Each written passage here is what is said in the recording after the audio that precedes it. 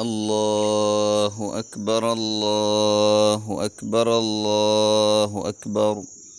لا إله إلا الله الله أكبر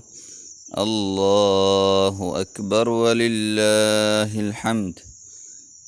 الحمد لله رب العالمين، والصلاة والسلام على أشرف الأنبياء والمرسلين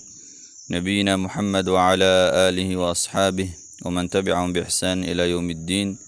وسلم تسليما كثيرا، وبعد.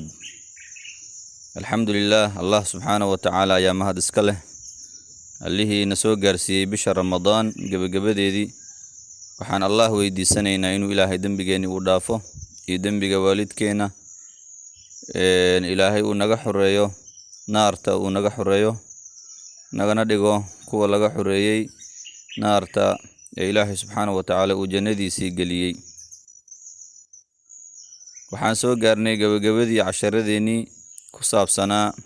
axkaamta soomka. maanta waxaan ka hadlaynaa insha Allahu ta'ala, maadaama ciidii ay ina soo hayso,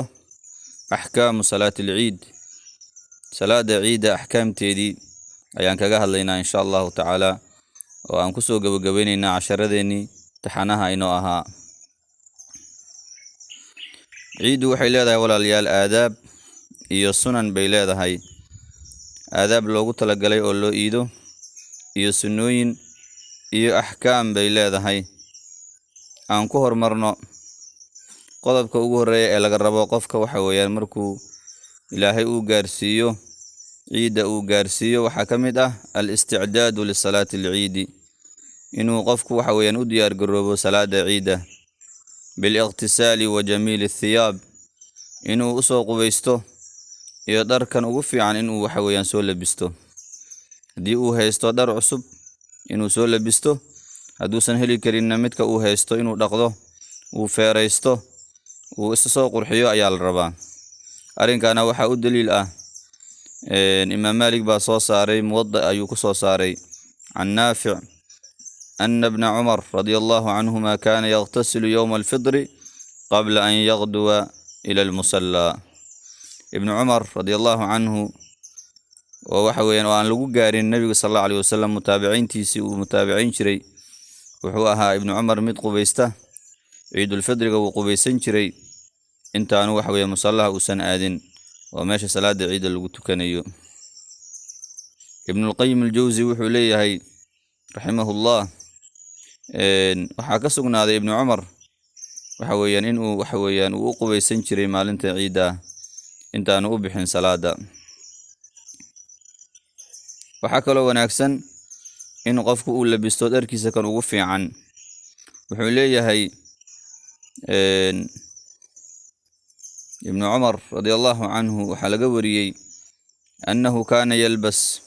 axsana thiyaabihi fi lciidayn. ibnu Cumar wuxuu labisan jiray dharkiisii kan ugu wanaagsan labada ciidood, ciidulfidri iyo ciidul-adxaa. qodobka labaad waxa weeyaan yusannu qabla alkhuruuji ilaa salaati ciidi alfidr an ya'kula tamaraatin witra. ciidda la yidhaahdo ciidulfidriga hadda aynu joogno, waxaa sunno ah qofku intuusan aadin inuu waxa weeyaan qofku soo afuro oo uu soo cuno xoogaa timir ah, weliba tiro isdheer 3 ama 5 iyo wax ka badan wixii markaa uu cuni karo.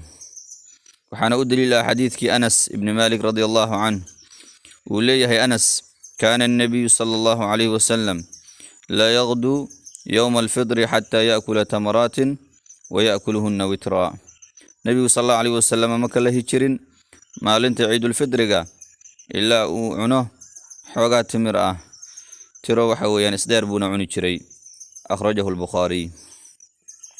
qodobka saddexaad ee salaada ciida ama ciida iyo axkaamteedii waxaa ka mid ah yusannu at-takbiiru wal-jahru bih. waxaa la sunneeyaa qofku inuu takbiir aqriyo, uu la jahro suuqyada iyo jidadka iyo guryaha iyo meel walba iyo musallaha inuu waxa weeyaan ku aqriyo ayaa la rabaa. yowma al-ciid, maalinta ciida, marka laga soo bilaabo uu gurigiisii ka tegayo ilaa uu ka yimaado musallaha inuu waxa weeyaan uu aqriyo. waxaana u daliil ah xadiidka ibnu Cumar radiyallahu canhu أن رسول الله صلى الله عليه وسلم كان يكبر يوم الفطر من حيث يخرج من بيته حتى يأتي المصلى نبي صلى الله عليه وسلم وتكبير سنجري مالنتا يوم الفطر marka gurigiisii uu ka soo baxo ilaa waxa weeyaan musallaha uu aado sidaas weeyaan ama takbiirta oo jamaaciga ah oo wadarta lagu aqrinayo hal cod taa waxa weeyaan waa arin bidca weeyaan nabiga sallallahu alayhi wasallam asxaabtiisa kama sugnaan sida toosan qof walba inuu asaga cod gaar ah uu akhristo weeye takbiirtu laakiin waxa loo batay inay dadku waxa weeyaan ay wada akhriyaan takbiirta qodobka afraad ee ahkaamta ciida waxa kamid ah yusannu an yakhruja ila as-salati maashiya sida sunnadu ay tahay waxa weeyaan qofku isagoo lugaynaya inuu salaada ciida aadayaal raba xadiis baana u daliila cali uu warinayo radiyallahu anhu qaal wuxuu leeyahay cali min as-sunnah an yakhruja ila al-ciid maashiya sida sunnadu ay tahay waxa weeyaan qofku inuu salaada ciida uu aado waxa weeyaan isagoo lugaynaya sidaas ayaa ahlu cilmiga badankoodu ay ku amal fali jireen oo waxa weeyaan waxay sunno tahay bay dhihi jireen in waxa weeyaan la lugeeyo wa alla yarkaba illa min udrin inuu san gaadiid raacin ayaa la rabaa illa udurdaar inuu jiro mooyee qodobka shanaad ee ahkaamta ciida waxa kamid ah yusannu idha dhahaba ila as-salati min tariqin an yarji'a min tariqin aakhar waxa sunno ah qofku markuu salaada aadayo inuu salaada ciida uu ku tago wado markuu soo laabanayo inuu kaga soo laabto wado kale yani wadooyinka inuu isweydaariyo gurigiisa markuu ka tagayo haduu jiha uu ku aado markuu soo laabanayo jiha kale inuu ku soo noqdo oo jidkii uu ku tagay inuusan ku soo noqon uu jid kale ku soo laabto sidaas ay sunnadu tahay waxaana u daliila arinkaas xadiiskii Jaabir ibn Abdullah radiyallahu anhu qala kana an-nabiy sallallahu alayhi wa sallam إذا كان يوم عيد خالف الطريق جابر وحولي النبي صلى الله عليه وسلم وحوها ما لن عيد مركي تهي النبي صلى الله عليه وسلم ودوينك أي وحويان وكل بدلي تشري صعدك أخرجه البخاري يا صوصاري حديث كاس قضبك اللي حادي أحكام تعيد وحكم إذا وافق يوم العيد يوم الجمعة فمن صلى العيد لم تجب عليه صلاة الجمعة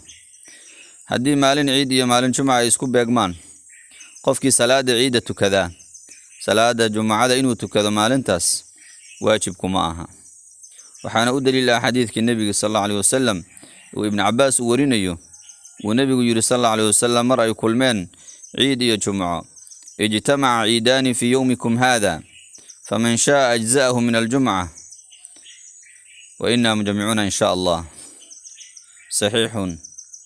sunan abi daud ابن عباس wuxuu leeyahay waxa idin kulmay nabiga sallallahu alayhi wasallam wuxuu yiri dadoo waxa idin kulmay laba ciidood maalintiina tan ah qof alla qofkii doona jumcadii way uga dhacday way uga guday laakiin anagu jumcada waynu oogeynaa insha Allah buu yiri qodobka toddobaad ee ahkaamta ciida waxa kamid ah man fatathu salatu al-ciid